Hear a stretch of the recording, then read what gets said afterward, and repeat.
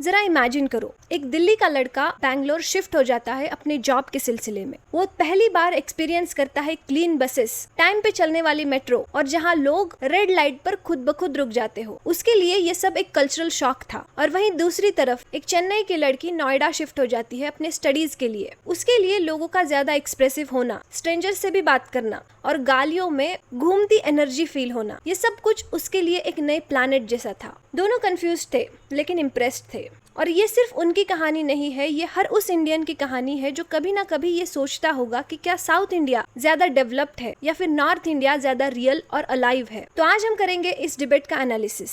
Emotions को side में रख के आज देखेंगे डाटा क्या कहता है, ग्राउंड रियलिटी पे क्या होता है। तो सबसे पहले तो स्वागत है आपका एक और नए वीडियो में, और आज हम देखेंगे north India versus south India, the real truth behind the hype. तो ये होगा एक बोल्ड, ब्रूटल, ऑनेस्ट और बायस फ्री एनालिसिस। सबसे पहले बात करते हैं क्लीनलीनेस और इंफ्रास्ट्रक्चर की। स्वच्छ सर्वेक्षण 2023 के रियल डाटा के हिसाब से टॉप 10 क्लीनेस्ट सिटीज में 7 सिटी साउथ इंडिया की है। मैसूर, विजयवाड़ा और हैदराबाद जैसी सिटीज कंसिस्टेंटली टॉप करती है। साउथ इंडिया के रेलवे स्टेशंस, एयरपोर्ट्स और पब्लिक टॉयलेट्स सो फार बहुत क्लीनर होते हैं क्योंकि वहाँ के लोगों में एक सिविलिक सेंस डीपली रूटेड है। वहीं अगर हम नॉर्थ इंडिया की बात करें तो नॉर्थ इंडिया में पोल्यूशन, ओपन गार्बेज डंप्स और ट्रैफिक मिसमैनेजमेंट एक हार्श रियलिटी है। और अगर बात करें पोल्यूशन की तो दिल्ली अकेला हर साल टॉप करता है वर्ल्ड्स मोस्ट पोल्यूटेड सिटीज की लिस्ट में। लेकिन ये प्रॉब्लम गवर्नर्स की है, लोगों की मेंटालिटी की नहीं। नॉर्थ इंडिया में भी cities like Chandigarh, Noida rapidly improve हो रहे हैं, बट हाँ, ये सब कुछ साउथ इंडिया में बहुत पहले स्टार्ट हो चुका था। नेक्स्ट बात करते हैं एजुकेशन और लिटरेसी रेट की। केरला का नाम सुनते ही दिमाग में एक ही बात आती है, literacy rate.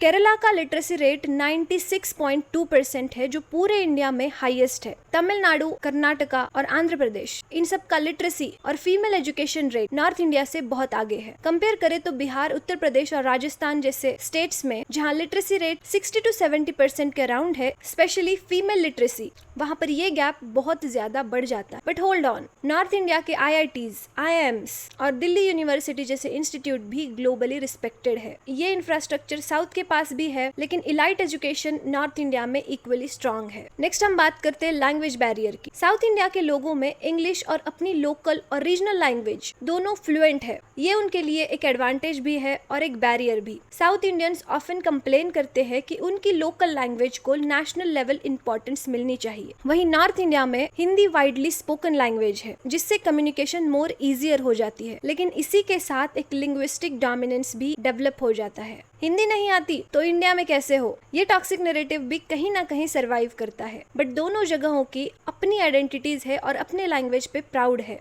And that is the strength, not the weakness.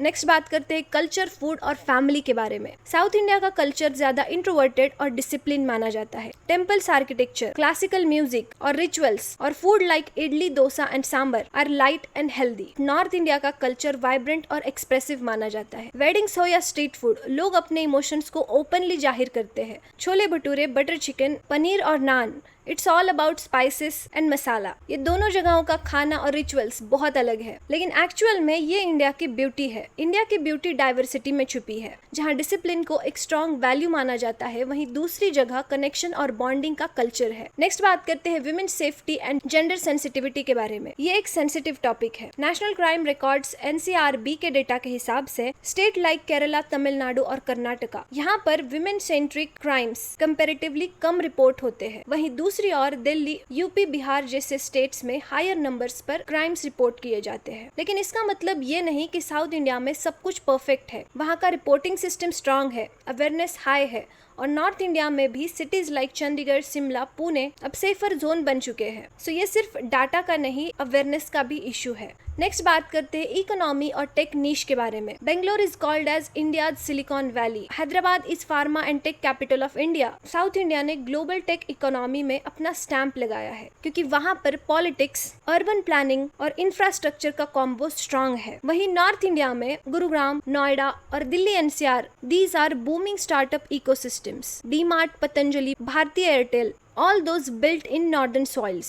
Different सिर्फ ये है कि साउथ अर्ली मूव हो रहा है कंपेयर टू द नॉर्थ। तो क्वेश्चन ये है कि क्या साउथ इंडिया में सब कुछ बेस्ट है? इंफ्रास्ट्रक्चर, एजुकेशन, सेफ्टी, क्लीनलीनेस लेकिन नॉर्थ इंडिया भी पीछे नहीं है। नॉर्थ इंडिया की जमीन ज्यादा रूटेड है, इमोशनल है और एक्सप्रेसिव है। कल्चर और बॉन्डिंग के टर्म्स में इनका कोई मैच नहीं। South and north are basically a brain and heart of India. एक डिसिप्लिन पे चलता है और दूसरा जज्बात पे, और इन दोनों के परफेक्ट कॉम्बिनेशन से बनता है कंप्लीट इंडिया। तो अगली बार अगर कोई बोले कि साउथ इंडिया ज्यादा डेवलप्ड है या नॉर्थ इंडिया, तो उनसे कहना कि कंपेयर मत करो, सेलिब्रेट करो, क्योंकि इन दोनों को मिला के बनता है एक कंप्लीट पावरफुल इंडिया। और अगर आपको ये वीडियो इन्फॉर्मेटिव लगा तो do like, share and subscribe. और हाँ, अगर आपने वीडियो यहाँ तक देखा है तो मुझे जरूर बताना, क्योंकि मुझे बहुत अच्छा लगेगा।